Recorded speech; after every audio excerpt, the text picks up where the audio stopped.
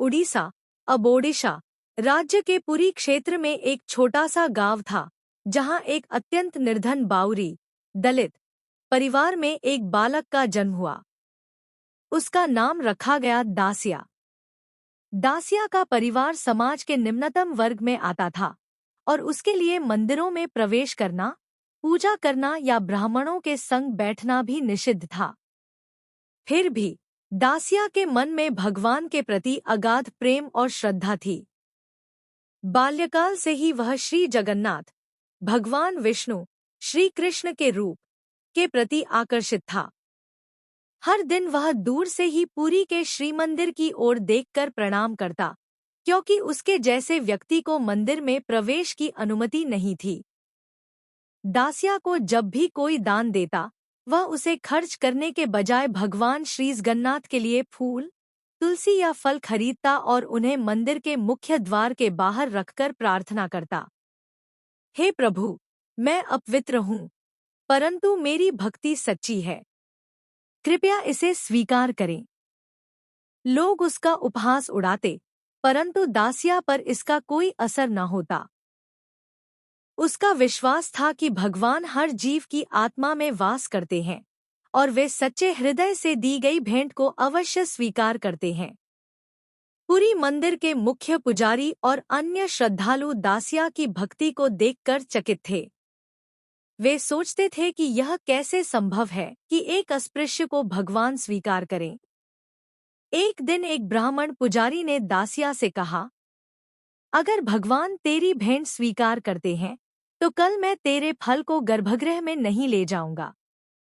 अगर भगवान स्वयं इसे ले जाएंगे तब हम मानेंगे कि तुझे कृपा प्राप्त है।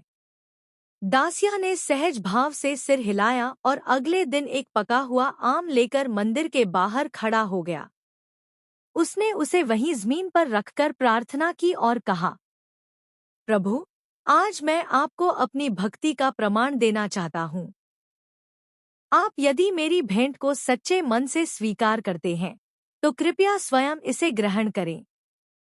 दासिया वहीं बैठकर ध्यान में लीन हो गया। उसी समय श्री जगन्नाथ जी ने अपने गर्भगृह में से एक रूप प्रकट होके लेकर अदृश्य हो गए। कुछ ही समय बाद पुजारी जब गर्भगृह में पहुंचे तो देखा कि भगवान के होंठ आम के रस से रंगे हुए थे।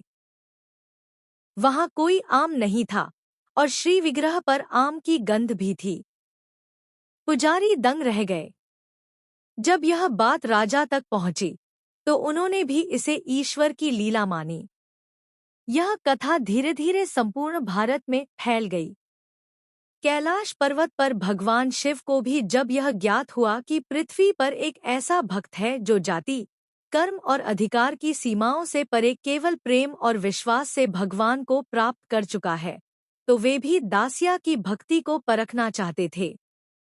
एक दिन भगवान शिव ने एक साधु का वेश धारण किया और दासिया के गांव पहुंचे। उन्होंने उससे कहा, हे वत्स, मैं कई वर्षों से भूखा हूँ, क्या तुम मुझे भोजन दे सकते हो? दासिया ने तुरंत अपनी झोंपड़ी में उन्हें आमंत्रित किया। उसने सारा शुद्ध भोजन जो उसने अपने प्रभु के लिए रखा था उस साधु को दे दिया। साधु ने पूछा, क्या तुम जानते हो कि मैं कौन हूँ? दासिया मुस्कुराया और कहा, प्रभु, मैं न पहचानता कि आप कौन हैं, परंतु मैं जानता हूँ कि हर अतिथि में ईश्वर का वास होता है, इसलिए सेवा मेरा धर्म है। यह सुनकर भगवान शिव प्रसन्न हो गए और अपने वास्तविक रूप में प्रकट हुए। उनका तेजस्वी रूप देखकर दासिया अभिभूत हो गया और चरणों में गिर पड़ा। भगवान शिव ने कहा, वत्स दासिया, आज से तेरा नाम युगों तक लिया जाएगा। तू मेरी और श्रीहरि दोनों की कृपा का अधिकारी